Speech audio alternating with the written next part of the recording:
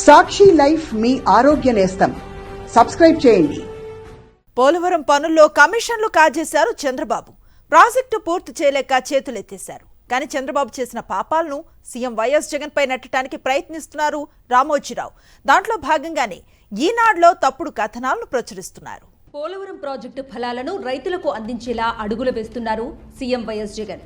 దీంతో ఆయనకు రైతుల్లో మరింత ఆదరణ పెరుగుతోంది. ఇది టీడీపీ ఉనికికే దెబ్బతీస్తుందని ఆందోళన చెందుతున్నారు రామోజీరావు. అందుకే ప్రాజెక్టుపై విషం చిమ్ముతూ చేయలేక చేతులెత్తేశారు శీర్షికన ఈనాడులో ఒక కథనాన్ని అచ్చేశారు. ఆ వార్తల్లో సీఎం జగన్ పై రామోజీరావుకు ఉన్న అక్కసు అసూయ తప్ప ఎలాంటి నిజమూ లేదు. ఇంతకీ అసలు నిజాలేంటో ఇప్పుడు చూద్దాం. పోలవరం ప్రాజెక్టు DPR 2కు ఇంతవరకు సీఎం జగన్ పెట్టుబడి అనుమతి సాధించలేదన్న ఈనాడు కథనంలో ఎలాంటి నిజమూ లేదు. అసలు నిజం ఏంటంటే విభజన చట్టం ప్రకారం పోలవరం ప్రాజెక్టును కేంద్రమే కట్టాలి. చంద్రబాబు సీఎంగా ఉండగా కమిషన్ల కక్కుర్తితో దాన్ని రాష్ట్ర ప్రభుత్వం చేతుల్లోకి తీసుకున్నారు.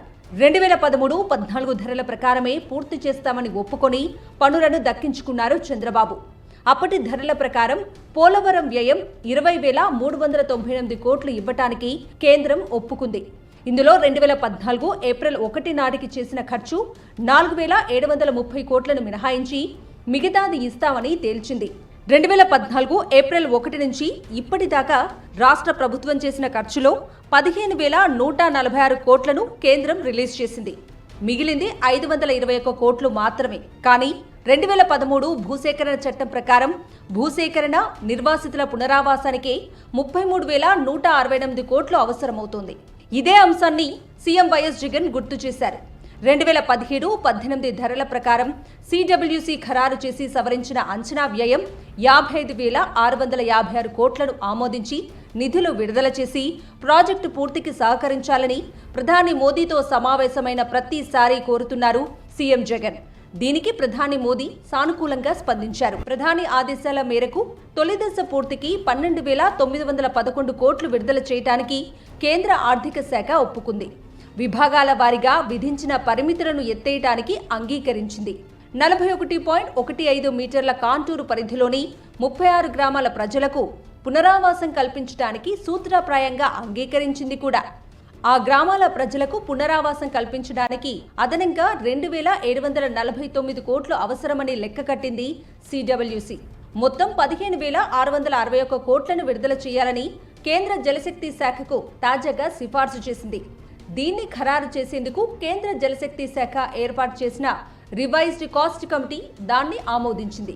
ఆ నివేదికను చూసి కేంద్ర కేబినెట్కు జలశక్తి, ఆర్థిక శాఖలు ప్రతిపాదన పంపుతాయి. దీనిపై కేంద్ర కేబినెట్ ఆమోద ముద్ర వేస్తే పోలవరం తొలిదశ పూర్తికి అవసరమైన నిధుల విడుదలకు అడ్డంకులుండవు. ఇక ఈనాడు చేసిన మరో ఆరోపణ 2020 వరదలకు డయాఫ్రమ్ వాల్ దెబ్బతిందని, ఆ సమస్య పరిష్కారానికి సీఎం జగన్ చొరవ చూపలేదని. గోదావరి వరదను మళ్లించేలా spillway, spill channel, approach channel, pilot channel, ఎగువ, దిగువ కాపర్ డ్యాంలు పూర్తి చేశాక ప్రధాన డ్యాం పునాది డయాఫ్రమ్ వాల్ కట్టాలి. కానీ అప్పటి సీఎం చంద్రబాబు కమిషన్ల కక్కుర్తితో వరద మళ్లింపు పనులు పూర్తి చేయకుండానే డయాఫ్రమ్ వాల్ పనులను L&T, బావర్ సంస్థలకు నామినేషన్పై సబ్ కాంట్రాక్టుకు అప్పగించారు. పనులు చేసిన ఆ సంస్థలకు 400 కోట్ల బిల్లులు చెల్లించి కమిషన్లు వసూలు చేసుకున్నారు. ఆ తర్వాత 2,917 కోట్ల విలువైన పనులను ఈనాడు రామోజీరావు వియ్యంకుడికి చెందిన నవయుగకు నామినేషన్పై కట్టబెట్టారు. 41.15 మీటర్ల కాంటూరు పరిధిలోని నిర్వాసితులకు పునరావాసం కల్పించి కాపర్ డ్యాంలు పూర్తి చేయాలని కేంద్రం నిర్దేశించింది. పునరావాసం కల్పించే పనుల్లో కమిషన్లు రావనే నెపంతో కాపర్ డ్యాంలో ఖాళీలు పెట్టి ఆ తర్వాత చేతులెత్తేశారు. ఇదంతా చంద్రబాబు నిర్వాకమే.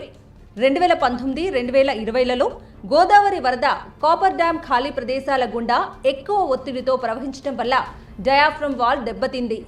దీనికి చంద్రబాబు తప్పిదమే కారణమని హైదరాబాద్ IIT నివేదిక ఇచ్చింది.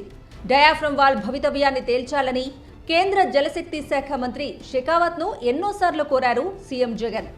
సానుకూలంగా స్పందించిన కేంద్ర మంత్రి డయాఫ్రమ్ వాల్ భవితవ్యాన్ని తొందరగా తేల్చాలని ఆ శాఖ సలహాదారు వెదిర శ్రీరామ్ను ఆదేశించారు. కేంద్రం తీసుకునే నిర్ణయాల ఆధారంగా డయాఫ్రమ్ వాల్పై ముందుకెళ్లేందుకు సిద్ధంగా ఉంది రాష్ట్ర ప్రభుత్వం. మరోవైపు ఎగువ, దిగువ కాపర్ డ్యాంల నిర్మాణం ఆలస్యమైందని సీపేజీ ఎక్కువైందని, దీనివల్ల వాటిని నిర్మించిన ఉద్దేశమే దెబ్బతిందన్నది ఈనాడు ఆరోపణ. వాస్తవానికి ఎగువ, దిగువ కాపర్ డ్యాంల నిర్మాణంలో ఆలస్యానికి కారణం చంద్రబాబే.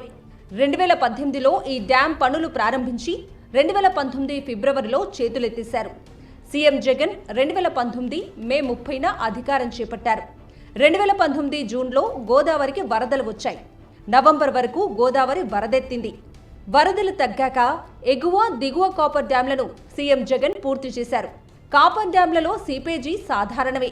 సీపేజీ నీటిని దిగువకు తరలిస్తూ ప్రధాన డ్యాం నిర్మాణ ప్రాంతంలో దెబ్బతిన్న ఇసుక నేలను యథాస్థితికి తెచ్చే పనులను ప్రభుత్వం చేపట్టింది. డయాఫ్రమ్లపై కేంద్రం నిర్ణయం తీసుకోగానే దాని ఆధారంగా ప్రధాన డ్యాం నిర్మాణాన్ని పూర్తి చేసేందుకు ప్రభుత్వం సంసిద్ధంగా ఉంది. ఇక అంతర్జాతీయ నిపుణుల ఏజెన్సీ కోసం ఇప్పటిదాకా టెండర్లే పిలవలేదని, ఆ నిపుణులు వచ్చి నిర్ణయాలు తీసుకుంటే తప్ప పనులు ముందుకు సాగవని కూడా రాసేసింది ఈనాడు. పోలవరం పనుల్లో సమస్యలు పరిష్కరించాలంటే అంతర్జాతీయ నిపుణుల ఏజెన్సీ సహకారం అవసరమని పేర్కొంది సిడబ్ల్యూసి. ఆ ఏజెన్సీ కోసం టెండర్లు పిలుస్తామని పోలవరం ప్రాజెక్ట్ అథారిటీ డిసెంబర్ 5న జరిపిన సమావేశంలో పేర్కొంది. ఆ ప్రక్రియ పూర్తయితే ఏజెన్సీ అందుబాటులోకి వస్తుంది. ఆ ఏజెన్సీ నిర్ణయాల ఆధారంగా పోలవరం ప్రాజెక్టును వేగంగా పూర్తి చేయడానికి సిద్ధమైంది ప్రభుత్వం. మొత్తం మీద పోలవరం ప్రాజెక్టుపై ఈనాడు రాతల్లో ఎలాంటి నిజమూ లేదని సాక్షి ఫ్యాక్ట్ చెక్లో తేలింది.